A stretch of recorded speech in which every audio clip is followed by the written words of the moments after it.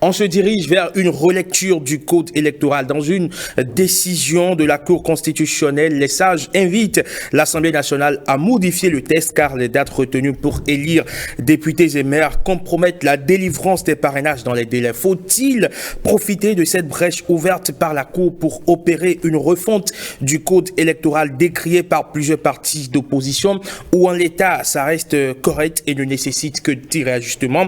On se penche sur la question. Et puis, la rumeur liée à une éventuelle révision constitutionnelle continue d'enfler dans l'opinion. Elle est balayée d'un revers de la main par le porte-parole du gouvernement à l'occasion du point de presse hebdomadaire du Conseil des ministres.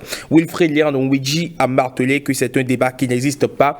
Pour lui, Patrice Talon n'a aucune intention de prolonger son séjour à la tête du Bénin, dont la polémique autour d'une hypothétique révision de la Constitution n'a pas sa raison d'être. Je clôt au débat ouvert, évidemment. On va poser la question à nos invités de ce lundi matin. En plateau avec nous pour débattre dans le contradictoire de ce matin, Monsieur Moïse Monthior, un des porte-parole du parti Les Démocrates. Bonjour et bienvenue, Monsieur Monthior. Bonjour, monsieur le journaliste, et bonjour à votre collègue également, et bonjour aux téléspectateurs. Merci d'être avec nous sur 5 sur 7 matin pour faire le débat. Merci. En face de vous, ce matin, Christian Parfait Aoyo, cadre du parti Union Progressiste, le Renouveau, qui va d'ailleurs s'installer tout à l'heure pour faire le débat avec nous. Mais avant, Monsieur Monthior, quelle a été votre réaction quand vous avez lu la décision des sages de la Cour constitutionnelle? D'entame, nous aimerons juste nous poser les bonnes questions. Et à chaque veille des élections dans notre pays, en tout cas depuis que la démocratie est instaurée au Bénin, après la brave conférence vive des forces de la nation, à chaque veille, on toilette le code électoral. Donc nous, on s'est posé la question de savoir si on a besoin qu'un kidam aille saisir la Cour constitutionnelle pour pouvoir faire le toilettage du code électoral. C'est la première question qu'on doit se poser. Parce qu'en réalité, on n'en a pas besoin. C'est une loi et il suffisait qu'on fasse une proposition pour pouvoir faire la rélecture comme on a l'habitude de le faire à chaque fois. Mais aujourd'hui, on se rend compte qu'on est allé vers la Cour constitutionnelle et qui a fait en réalité un rétropédalage phénoménal. Et cette décision, elle est tout sauf sage, parce que nous nous demandons des fois si on a vraiment des sages à la Cour constitutionnelle. Donc, pour nous, d'abord c'est une surprise, et que ce soit la Cour constitutionnelle qui donne injonction à l'Assemblée nationale de pouvoir faire ce toilettage, et est-ce qu'elle en valait la peine? Ce sont les questions qu'on doit se poser. Devant toute situation, il faudrait qu'on se pose les bonnes questions. On a une Assemblée nationale qui, à chaque veille des élections, la plupart du temps, toilette le code électoral pour l'actualiser. Mais aujourd'hui, bon, la majorité présidentielle se retourne vers la Cour constitutionnelle pour pouvoir demander à ce que on puisse faire ce toilettage. Qu'est-ce qu'ils ont derrière la tête? C'est ça les questions qu'on doit se poser. Très bien. Christian Parfait Aoyo, bonjour et bienvenue. Bonjour. Vous êtes cadre, disais-je, du parti Union Progressiste, le Renouveau. Vous représentez donc le parti sur ce plateau. Merci donc de nous rejoindre pour faire ce débat matinal, bien évidemment. Alors, justement, je vous fais la même question. Quelle est la lecture que vous faites de cette décision de la Cour constitutionnelle pour M. Monthior? C'est un non-événement presque. Oui, je crois qu'il faut qu'on apprenne désormais à restituer les choses dans ce pays, sinon tout va à volo. C'est un citoyen béninois qui, de par ses droits civiques, a saisi la Cour pour avoir lu le code électoral. Il a saisi la Cour après analyse, de lire les 11 pages, a dit qu'il y a effectivement, et toute la classe politique le sait, y compris surtout l'opposition qui a retorqué sur cette loi, sur ce code électoral, pendant tout le temps, pour dire que la Cour, disais-je, pour dire qu'il y a vraiment problème, et que surtout, spécifiquement, il y a un problème d'égalité entre les maires si on restait en l'état. Pour faire simple, la Cour ayant répondu, et bien entendu, c'est dans son rôle. Il faut qu'on lise aussi la Constitution. On peut ne pas être d'accord avec la Constitution, mais il faut qu'on lise nos règles, les règles qui régissent le pays pendant que nous y sommes. C'est le rôle de la Cour de dire, allez revisiter ce dispositif du Code, parlant du Parlement, qui pose problème. Et qui pose un problème de droit fondamental qui est un droit d'égalité devant l'exercice d'un droit constitutionnel.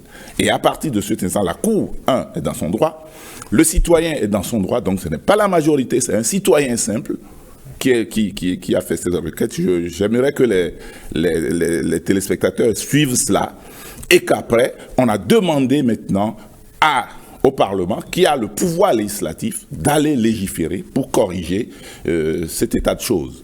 Et c'est ce qui s'est passé. Et je crois que dans la suite, nous allons voir le comportement de la classe politique vis-à-vis de cet outil. Et nous ne sommes pas à la veille des élections, comme l'a dit M. Montior, nous sommes à 2 ans des élections générales. Donc nous sommes en plein exercice. Je crois qu'on a le temps pour pouvoir sereinement, en tant que politique, aborder les questions qui fâchent. Surtout que Dieu seul sait que l'opposition, pour ne pas citer les démocrates, toujours tempêté pour dire que ces lois posent problème. Je crois que c'est le moment d'avoir le courage de les aborder, ne fût-ce que politiquement. Voilà la préoccupation. Donc, j'ai voulu que les choses soient très claires, qu'on ne dise pas que c'est une majorité qui s'est mise derrière une opposition, derrière une Cour pour le faire. Non, la Cour est dans son droit, le citoyen est dans son droit, le Parlement, la Cour a le devoir de demander au Parlement de légiférer, c'est son droit. Le gouvernement pouvait prendre cette initiative aussi, parce que, constitutionnellement, mais c'est le Parlement qui a. Et c'est ce qui s'est passé. Et je crois que la suite maintenant, la balle est revenue dans le camp des politiques dans un premier temps, les politiques avec les parlementaires dans un deuxième temps, et puis on se met ensemble pour voir ce qui va, ce qui ne va pas. Moi, j'ai beaucoup à dire sur ce code électoral en tant que citoyen et en tant que politique. Monsieur Montior, vous êtes d'accord que ce recours, cette injonction de la Cour constitutionnelle est partie d'un recours d'un citoyen lambda? Vous savez, il ne faudrait pas que notre intelligence soit obstruée par notre militantisme ou notre partisanerie. Nous avons fait recours contre cette Cour. Des gens sont en prison pour avoir dit 5 ans, c'est 5 ans. Concernant ce même code électoral, la Cour l'a rejeté. Il y a Franck Oquet qui a fait un recours contre cette Cour, qui a été rejeté par la Cour. Mais c'est aujourd'hui un citoyen. Quand je dis un citoyen, je parle de la majorité présidentielle. D'accord? Le citoyen qui l'a fait, il est de l'UMP. Monsieur Parfait Aoyo, il ne va pas me dire qu'il ne le sait pas, qu'il est de l'UMP. Comment est-ce que vous avez su son nom, la coloration politique de ce fameux citoyen? Il y a le nom. Il y a son identité. Est-ce que ça suffit pour... Ça suffit. Vous savez, je le disais d'entame, il ne faudrait pas que notre partisanerie obstrue notre intelligence, que ça nous aveugle. Nous sommes face à un pouvoir qui, à la veille du rejet en 2017 de la révision de la Constitution, nous a menacé qu'elle ferait la politique avec rage et ruse. Vous savez, la rage, c'est une maladie. Et nous sommes là pour la guérir. La ruse, seuls les filous peuvent se mettre à vouloir ruser. Lorsqu'on gère un peuple, on n'utilise pas la ruse, on n'utilise pas la rage. On a de l'empathie. Donc c'est surtout la majorité présidentielle. Nous savons comment ça se passe aujourd'hui au Bénin. C'est la ruse, c'est la rage qui sont en train de dérouler. Donc il ne faudrait pas que M. Parfait vienne nous dire... Est-ce que cette théorie du complot n'est quand même pas un peu tirée par les cheveux? Je vais vous expliquer. La Cour, dans sa décision, point 1, elle a déclaré irrecevable le recours du Kidam qu'il a saisi. Ben, Kidam, un citoyen. Je l'appelle un Kidam, ça veut dire toujours un citoyen, non identifié. On va quand même témoigner du respect. C'est du respect, peut-être que quand on utilise Kidam au Bénin, les gens pensent que c'est un manque de respect, mais allez prendre le Larousse, vous verrez ce que ça veut dire. Kidam en français facile, c'est un individu. Un individu. Quelconque. Quelconque, voilà. émanant de la majorité présidentielle. Maintenant, elle déclare irrecevable cette décision et le recours de l'individu. Mais quand même, au point 2, dit qu'il faut aller à l'Assemblée nationale pour toiletter. Vous savez, elle se contredit, la Cour. Appelez tous les juristes pour faire ce débat avec vous. Ils vous diront la Cour se contredit, elle se fourvoie. Et c'est dangereux que des soi-disant sages puissent se fourvoyer à longueur de journée. Donc, la ruse et la rage continuent. Et monsieur Parfait est d'accord avec moi pour dire que ce code électoral a envoyé en prison pour 5-10 ans et d'autres qui ne sont même pas encore jugés des concitoyens béninois. Ayez une pensée pour eux. Quand vous êtes sur les plateaux, ayez une pensée pour ceux-là, parce que ce que vous dites n'est pas vrai. Ce même code électoral, on l'a vu en 2019, ça a permis de mettre en place une assemblée nationale monocolore, que ça a tué, ça a fait couler le sang. Et j'aimerais nous rappeler, Monsieur Parfait, peut-être que c'est trop vous demander de nous dire si vous vous rappelez de la devise du Bénin. C'est fraternité, justice et travail. Dans quelle fraternité on tue ces citoyens? Dans quelle justice une cour qui trouve irrecevable un document et un recours dit qu'il faut quand même aller à l'Assemblée nationale le faire? Les parlementaires qui sont là, pourquoi vous vous pressez? Pourquoi vous vous pressez? D'accord? Parce que si on prend le troisième point, dans le travail, l'opposition parlementaire aujourd'hui, les démocrates, est en train de travailler pour pouvoir peut-être faire une proposition de dire voilà, parce qu'on a fait maintes recours devant la Cour constitutionnelle, surtout concernant ce code, la Constitution également. Mais qu'est-ce qu'ils nous ont fait? Ils nous ont envoyé tous nos militants en prison. Donc, nous, toute réforme qui ne prendra pas en compte ces 3 mots n'est pas une réforme. Elle est tout sauf une réforme. Donc, nous voulons demander à nos vis-à-vis qu'est-ce qui presse. Il a dit qu'on n'est pas à la veille, mais pour nous, on est à la veille. Très bien, on va y revenir. Monsieur Christian Parfait Aoyo, la majorité présidentielle a-t-elle motivé ce citoyen à faire ce recours? Bon, je ne vais pas, et vous serez d'accord avec moi que je ne vais pas insulter l'intelligence de ces citoyens. C'est quand même ne pas user de ce droit que nous donne la Constitution qu'un citoyen fasse recours. Dire qu'un Béninois de la majorité de l'Union progressiste, le renouveau, est un inintelligent, c'est trop dire. Dire aussi que vous avez le monopole du cœur, c'est aussi trop dire. Nous pensons à toutes les personnes qui sont en difficulté. Nous pensons à toutes les personnes qui ont des difficultés vis-à-vis de la loi. On n'a pas besoin de crier haut et fort pour dire que, effectivement, nous compatissons. Nous n'avons aucun scrupule à être de la majorité ou à être de notre parti. Ce que nous disons avec précision, c'est que une certaine litanie est rentrée comme la devise, certains ruse, rage, range, en fait, on entend de tout. Et ce n'est pas ça le débat aujourd'hui. Une opposition qui, d'ailleurs, à travers mon frère et ami Moncho, disait qu'ils ont retorqué et qu'à cause de ça, certains sont arrêtés, c'est aussi tiré un peu par les cheveux. C'est aussi tiré un peu par les cheveux. Est-ce qu'aujourd'hui, vous affirmez aussi que c'est la majorité qui a poussé ce citoyen à formuler Non, pas du tout, pas du tout. Le citoyen est totalement libre pour le faire. Et n'importe quel citoyen, quand on lit, ne fût-ce que le calendrier aujourd'hui, ça pose un véritable problème. Et si ce n'était pas fait par ce citoyen, peut-être que même eux, au Parlement, ils auraient pu le faire. Rien ne les en empêche. C'était d'autant plus important qu'ils savent hiérarchiser les lois qu'ils amènent au Parlement. Mais c'est leur droit. C'est leur droit. Ceci étant, chacun voit midi à sa porte. Le problème ici, c'est de dire, est-ce que réellement le code électoral pose-t-il problème? La question de documents après les élections qui est rendue caduque par la Sénat, est-ce que c'est un problème? La question de la dématérialisation du quitus fiscal, est-ce que c'est un problème? La question du calendrier, est-ce que c'est un problème? Je cite la litanie de l'opposition entre-temps. Et quand vous êtes un intellectuel et que vous lisez aussi ces documents et que vous vivez aussi dans la classe politique, vous voyez que ces points posent problème et demandent qu'on les revisite. Comment le faire?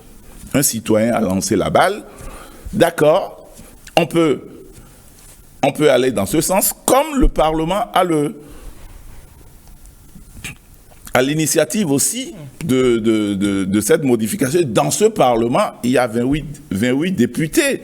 Même si tous les autres, et toute la majorité est suffisamment inintelligente, avec tous les noms d'oiseaux qu'on nous affuble, mais les 28 aussi pouvaient prendre l'initiative au Parlement et poser les problèmes pour qu'après on leur retoque ou qu'on accepte ou pas. Ceci étant, je crois que nous avons atteint un niveau dans le pays où il faut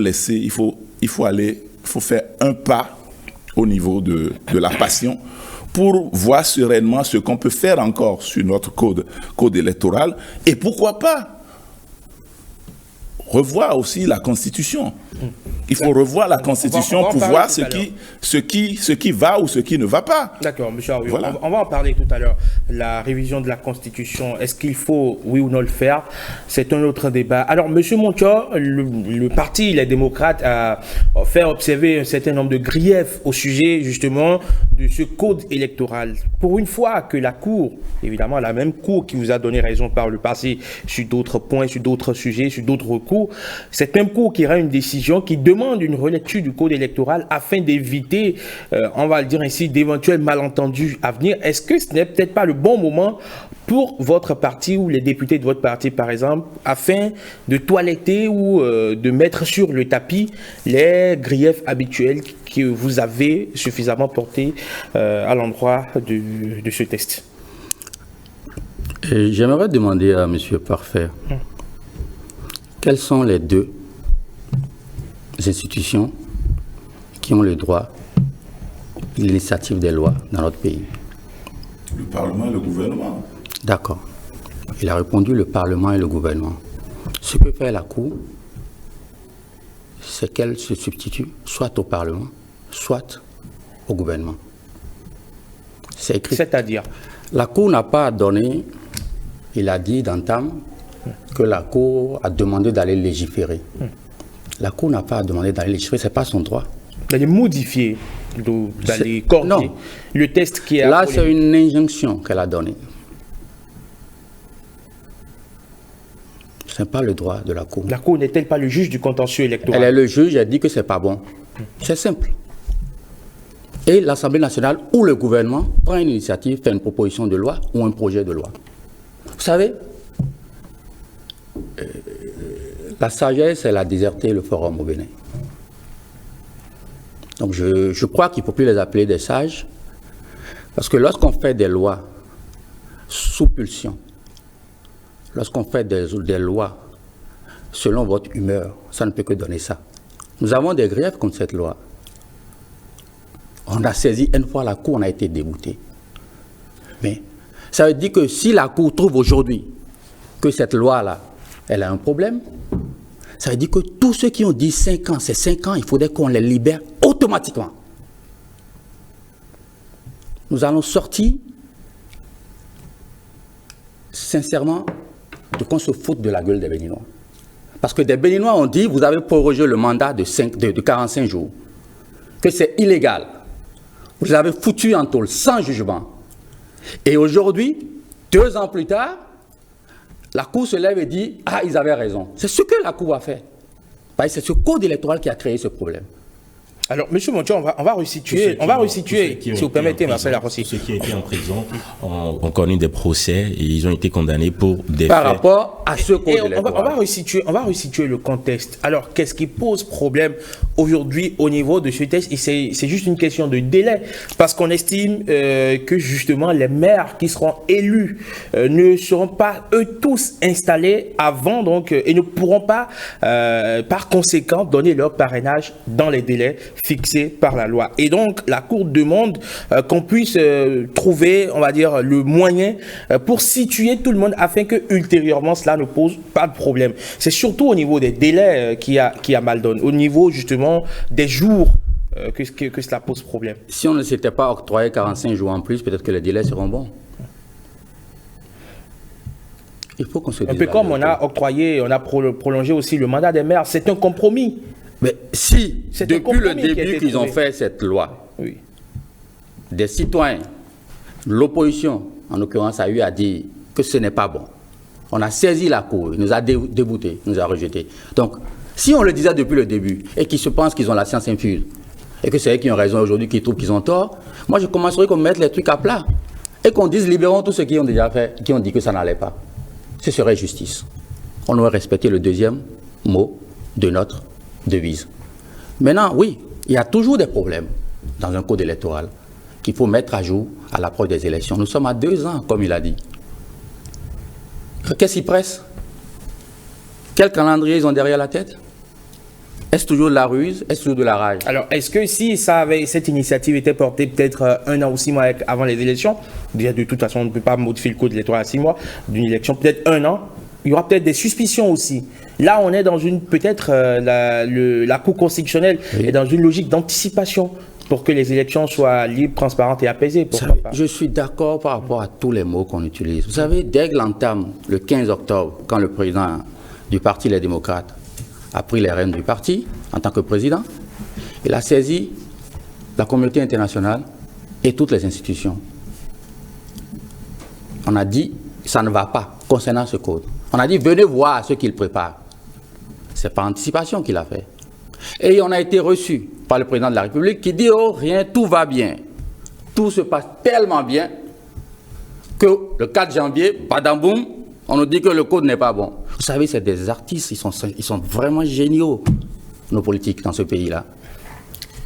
Monsieur Christian Pafé-Aoyor, qu'est-ce qui presse, se demande-t-on? Est-ce que cette relecture pouvait encore attendre? Non, je crois que le contexte, c'est un citoyen qui a saisi la Cour a répondu, oui, mais et personnellement, est-ce qu'on peut ranger le dossier d'abord? On peut plus ranger le dossier puisque la Cour a intervenu. La Cour a intervenu. Maintenant, la question, que faisons-nous?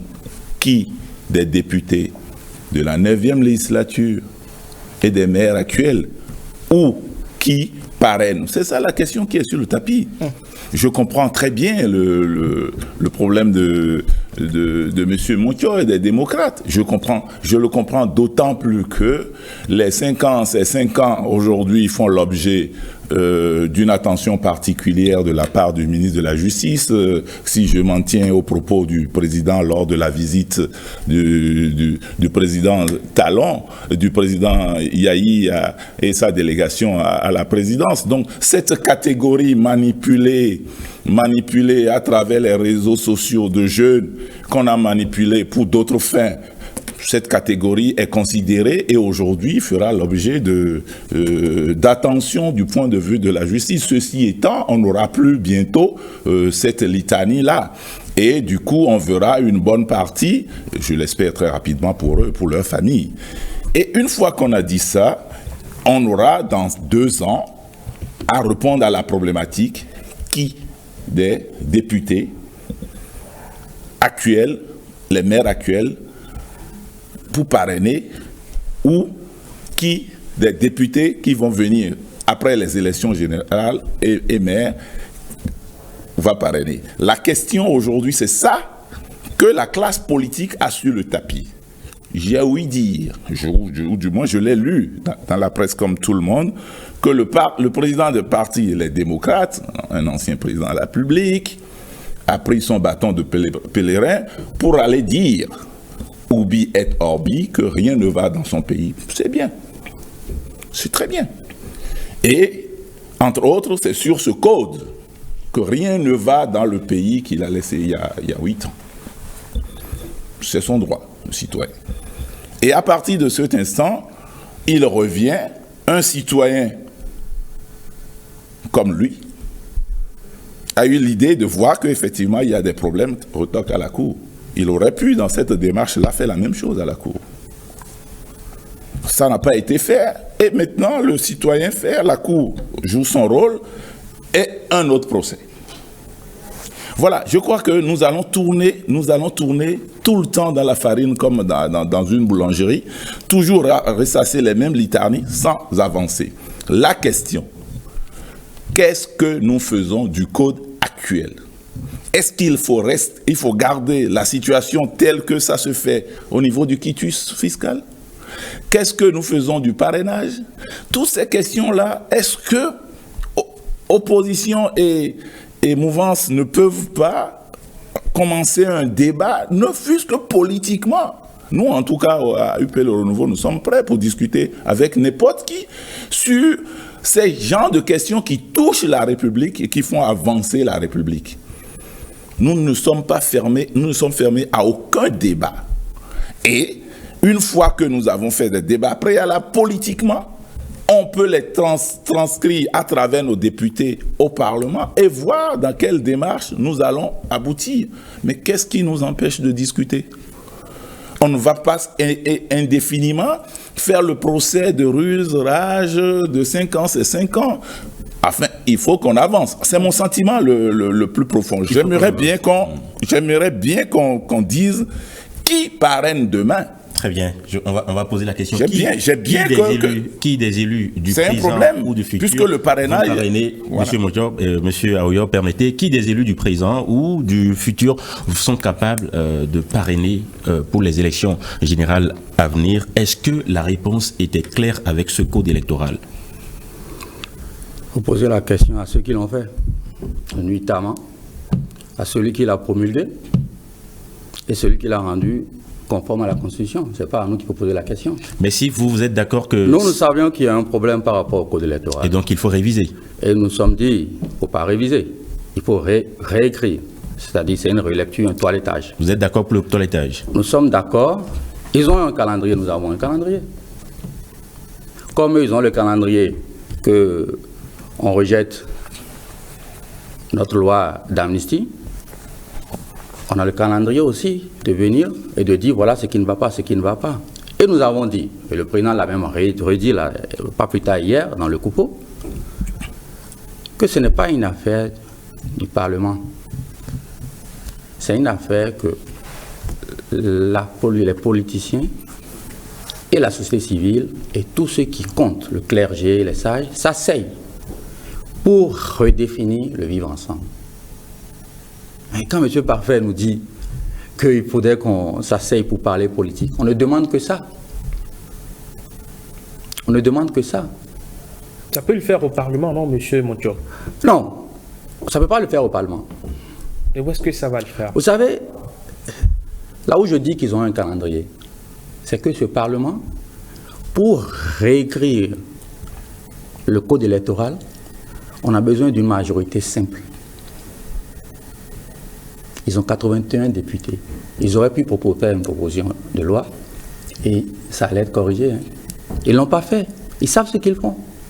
Parce que l'objectif pour eux n'est pas le code électoral. C'est lequel, selon vous? Ils vont répondre. Ils arrivent. Petitement, vous verrez. Puisque vous objectez sur leur intention, mais autant le dire, pour vous, c'est quoi leur objectif? Un chien enragé n'a qu'un seul objectif, c'est mordre.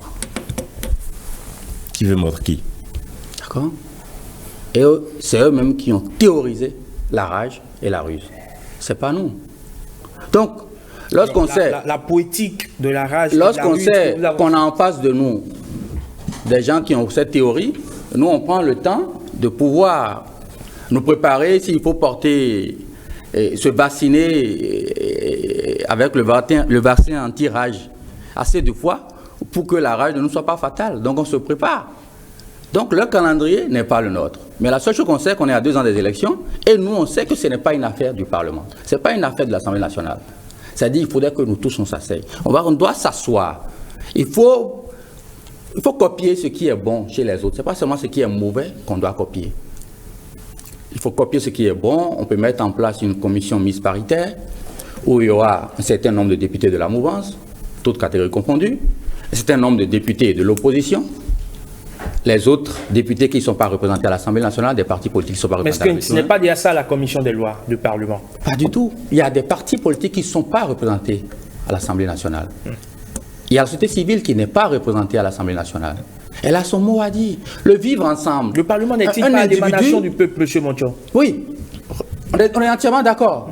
Mais si c'est le cas, mais pourquoi ils ne font pas seul le code électoral, ils ne font pas une relecture, ils vont saisir la Cour constitutionnelle, alors qu'ils ont 81 députés? Il faut se poser les bonnes questions. Quand vous dites que l'Assemblée nationale ne joue pas son rôle suffisamment, son rôle, et encore, surtout sur ce sujet-ci, de quoi parlez-vous concrètement? Vous savez, on ne peut pas voter un pavé de loi en une nuit, la promulguer, la rendre conforme à la Constitution le lendemain et la promulguer le surlendemain. Vous savez, c'est impossible. J'aimerais poser une question au monsieur Parfait. Ça fait beaucoup de questions que vous lui posez finalement. Oui. La loi sur le numérique. D'accord? Il est l'initiateur. On va surtout pas faire de l'extrapolation. Ce n'est pas de l'extrapolation, il est l'initiateur. Il faut lui demander combien de décrets ont été pris concernant cette loi. À part le décret de pourchasser et de taire, de museler la population. C'est le seul décret qui a été pris. Pourtant, cette loi, c'est une innovation. Si on prenait les bons décrets, cette loi allait amener à ce que l'informatique puisse vraiment donner à manger, l'informatique puisse permettre à ce pays de faire un bond. Mais ce n'est pas ça qui concerne ceux qui nous gouvernent. Nous sommes sereins, nous sommes d'accord, vous et moi. Mais c'est la même chose qu'ils font. Nous, on n'a pas de problème. Ce code électoral, quand on disait que ce n'est pas bon, on a dit de se conformer. On s'est conformé à tout. On est allé aux élections. Ils ont rendu caduques les trucs bureau de vote par bureau de vote en pleine élection. En pleine élection, eux-mêmes, des municipales, ils ont arrêté le processus pour dire on va faire une loi interprétative ou bien comment ils appelaient ça déjà.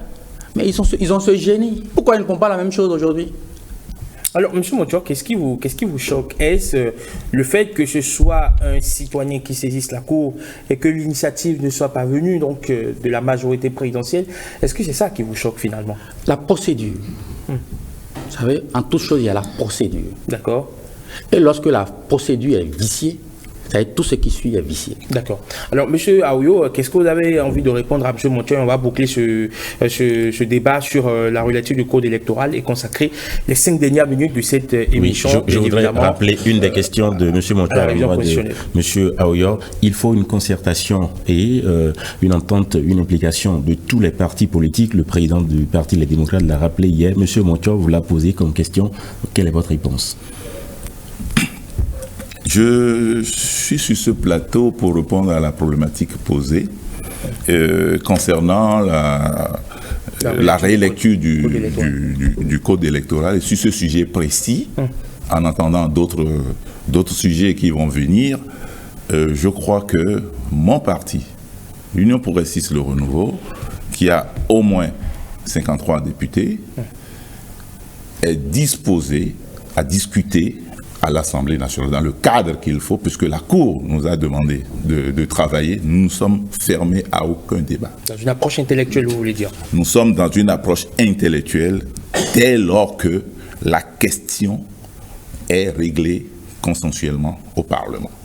Donc si les députés de l'opposition veulent discuter sur un sujet régulier, je leur conseille la voie de la concertation entre eux en tant que députés, dans ce cadre précis.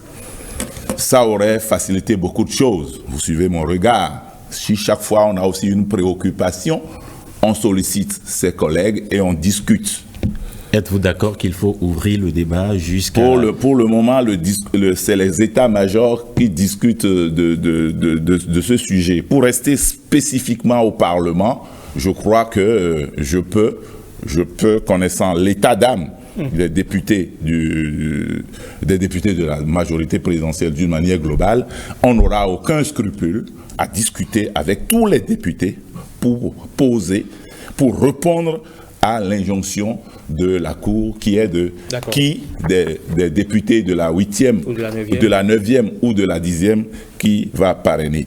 Lorsque cette question va venir, nous sommes d'accord autour de la question pour pouvoir opiner, pour pouvoir répondre rapidement à cette préoccupation, quitte à ce que d'autres préoccupations viennent sur le terrain. Nous ne sommes pas encore dans un calendrier caché. Nous sommes dans une injonction de la Cour, et quand les décisions de la Cour sont sans recours, et à partir de cet instant, restons-y, vidons ce dossier, peut-être en cours de route, si nos amis les démocrates ont d'autres préoccupations, qu'ils les mettent sur le tapis. Nous allons les aviser dans le cadre qu'il faut. Nous n'allons pas faire la démocratie non plus dans la rue. Nous n'allons pas faire la démocratie dans les meetings non plus. Mais nous allons choisir les cadres qu'il faut, et le cadre approprié, le cas échéant, c'est le Parlement. Et nous allons faire ce débat-là. Nous sommes ouverts pour ça. Je vous lance cette balle-là, il faut la saisir, et lorsque vous avez des préoccupations, discutez en amont avec nous, et puis nous allons trouver la solution. Très bien, M. Aouyo. Alors, on va consacrer, comme je l'ai dit les dernières minutes de cette émission, à cette polémique, à cette rumeur liée à la révision de la Constitution. Tout est parti donc de ces propos du président de l'Assemblée nationale, à qui on a apporté une connotation presque, voilà, celle qu'on connaît actuellement, hein, bien évidemment. Est-ce qu'en interne, au sein de votre parti, vous en avez parlé, M. Aouyo? Non, nous, notre position est connue. Elle n'est pas loin de la position du porte-parole du gouvernement sur la Constitution. L'intervention du président de l'Assemblée nationale en qualité de président d'institution dans un cadre bien précis a été totalement clair, repris et réexpliqué en français facile par son porte-parole. Je crois que cette question est vidée. Par contre, en tant que membre d'un parti politique, Union progressiste Le Renouveau, nous n'avons aucun scrupule, nous n'avons aucun complexe à revisiter tous les textes. On n'a aucun complexe, dès lors que le cadre est fixé. Mais que pensez-vous de la polémique liée aux propos du président de l'Assemblée nationale, M. Lavonu? Concédez avec moi que je ne vais pas indéfiniment rentrer dans les procès en sorcellerie tout le temps. Je vous ai dit que les propos du président de l'Assemblée nationale, ce qu'il faut garder, c'est qu'il a posé un principe de base, que dès que les fondamentaux ne sont pas touchés, et nous connaissons les fondamentaux qui font désormais jurisprudence, limitation de mandat, le caractère républicain, tout ce que nous connaissons. Lorsque tous ces fondamentaux ne sont pas touchés et qu'il y a un problème réel, on peut bel et bien, une fois encore, dans le cadre qu'il s'y est, on peut bel et bien s'asseoir pour discuter et pour voir comment on va faire évoluer la République. Il ne faut pas se tétaniser sur les tests. Monsieur Montio, on vous a vu monter au créneau au lendemain de cette déclaration de Louis Lavonu. Votre position, nous l'avons connue. Mais après, le porte-parole du gouvernement est également sorti. Vous avez suivi sa réponse. Cela n'est pas à l'heure du jour. Que répondez-vous actuellement? Vous savez, ceux-là nous ont habitués au mensonge. On gouverne depuis 8 ans avec le mensonge, le fourvoiement. La parole de l'État n'a plus aucune valeur. Vous croyez à ce qu'ils disent? On va essayer aussi de rester dans la mesure, dans les jugements de valeur. Non. Si. En fait, c'est une réalité. Nous sommes à la télé. Oui. Mais qu'est-ce qu'on laisse à nos enfants? Il faut rester dans la mesure. Qu'est-ce qu'on laisse à la génération future? Il faudrait qu'on travaille à donner un repère à la génération future. Lorsque des gens se lèvent et se parlent, même si c'est en privé, et que ce sont des institutions qui sont réunies, et on dit qu'ils sont pratiquement une constituante, et vous trouvez que il faut le prendre à la légère. Nous, on ne le prend pas à la légère. Je ne l'ai jamais dit sur ce plateau, M. Motion. Il y a une chose qui est sûre, et j'aimerais rappeler à M. Parfait, qu'en 2020, ils ont essayé de faire en 2019 ou 2020, de réunir tous les partis pour que ça s'assoie pour parler, pour faire le toilettage qui a été fait. Est-ce qu'aujourd'hui, on ne peut pas le faire? Quand vous dites que c'est au Parlement, on n'est pas d'accord. Maintenant, concernant la révision de la Constitution, pour nous, c'est hors de question. On ne touchera pas à la Constitution. Alors, est-ce que c'est du fétichisme, c'est du mythe que de toucher à la Constitution? Qu'est-ce qui motive cet avis tranché? Vous savez, ceux-là ont fait des lois qu'ils appellent réformes, qui n'ont même pas tenu une saison de soja. Mais ils s'évertuent à s'accaparer du soja des gens. Mais ils sont terribles. Ils font des lois. Une constitution qui a été révisée, révisée, d'accord, en 2020, mais elle n'a pas permis de tenir ne serait-ce que 5 ans, un mandat complet. Mais c'est triste. Et quand je vois des intellectuels soutenir ça, je me demande on est où? Nous, on ne veut pas qu'on touche à la Constitution. Qu'est-ce qui explique cette frilosité? Ce n'est pas une affaire de frilosité. Vous savez, la Constitution, là, elle est tellement parfaite qu'elle a été validée en moins de 72 heures. Nuitamment votée, rendue conforme à la Constitution, à elle-même par le président, le juge qui l'a fait, le ministre qui l'a fait, qui est devenu rapidement président de la Cour constitutionnelle, a validé cette Constitution. Et le président l'a promulguée. Voilà la triptyque qui a eu lieu. Donc, nous, on trouve que c'est bon. Allons-y. Après 2026, on va s'asseoir pour réviser la Constitution. Mais pour le président et son gouvernement, la question n'est pas d'actualité. C'est ce qu'ils disent. Pour nous aussi, ce n'est pas d'actualité. Si ce n'est pas d'actualité, pour eux, ce n'est pas d'actualité pour nous. Mais pourquoi on en parle? Parce que le calendrier, ils savent, ils sont en train de dérouler. Le président Vlahonou, je le rappelle, quand il a pris fonction de la 9e législature, il a eu à dire qu'il faut faire la révision de la Constitution. D'entame, il a dit, le premier jour où il a pris fonction de la 9e législature, il a dit. Ça, ils ont un calendrier qui sont en train de dérouler. Ils ont un calendrier qui sont en train de dérouler. D'accord. Vous avez le vôtre aussi. Nous avons un calendrier qui n'est que le calendrier du peuple. Et le peuple ne veut pas qu'on touche à sa constitution. Parce qu'une constitution, ce n'est pas un proteste libre d'une femme, permettez-moi les thèmes, les femmes. Si vous permettez. Qu'on jette après usage. On va éviter des thèmes choquants. On va éviter des thèmes choquants. Non, je suis tellement en colère. Parce que la constitution qu'ils ont révisée en 2019, elle a tenu au moins. Mais quel est l'argument que vous mettez sur la table, justement? Ils ne sont pas qualifiés. Au-delà de toute passion. Eux, ils ne sont pas qualifiés pour réviser encore cette constitution. D'accord. M. Aoyo, pour finir? Le débat est clos au niveau de la Constitution. Ce n'est pas à l'ordre du jour, dit le porte-parole du gouvernement. Et vous faites partie de cette majorité. Et à partir de cet instant, que acte soit pris, qu'on n'en parle plus au niveau de l'opposition. Qu'on n'en parle plus. Et qu'on tourne à autre chose, qu'on aille dans les champs pour parler du coton et du soja. Pendant que l'opposition s'évertue à en parler, est-ce que la majorité va faire blackout là-dessus?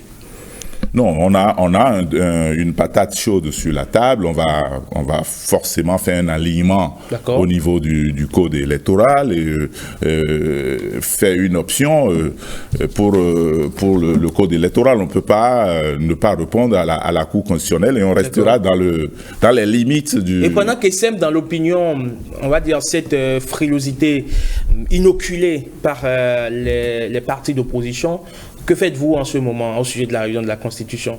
Vous laissez le sujet est déjà mis de côté. Nous parlons. Mais d'autres continuent d'en parler quand même. Mais qui sont ceux qui en parlent? Le camp d'en face. Mais ils ont dit que c'est réglé. Il est là, c'est leur porte-parole. Ils ont dit que c'est réglé. Je vous dis que ce n'est pas un problème pour nous. Le seul problème urgent que la Cour nous demande de faire, c'est de voir le code électoral et d'avancer. Elle n'a pas à nous demander ça, la Cour. Les décisions de la Cour sont sans recours et il faut qu'on apprenne à respecter les textes de la République. Merci beaucoup à vous, M. Christian Parfait. Vous êtes cadre du parti Union Progressiste Le Renouveau. Merci également à vous, Moïse Mocho, un des porte-parole du parti Les Démocrates. Merci d'être passé sur cette matin faire le débat. Bien évidemment, portez vos analyses sans filtre, parfois aussi. Merci et vous passez une très belle journée du lundi. Merci à vous autant et très bonne semaine aux Béninois. J'en ai vu qui se lèvent très tôt, sincèrement. Ce n'est pas un peuple de fainéants et ils se battent pour sortir de la misère. Merci à eux et que Dieu les protège tout au long de cette année. Merci. Très bien, merci beaucoup. 5 sur 7 matin, une courte pause, le temps bien évidemment de revenir juste après pour le premier grand format de l'actualité sur la télévision nationale. C'est bien sûr le bulletin d'information. À tout de suite.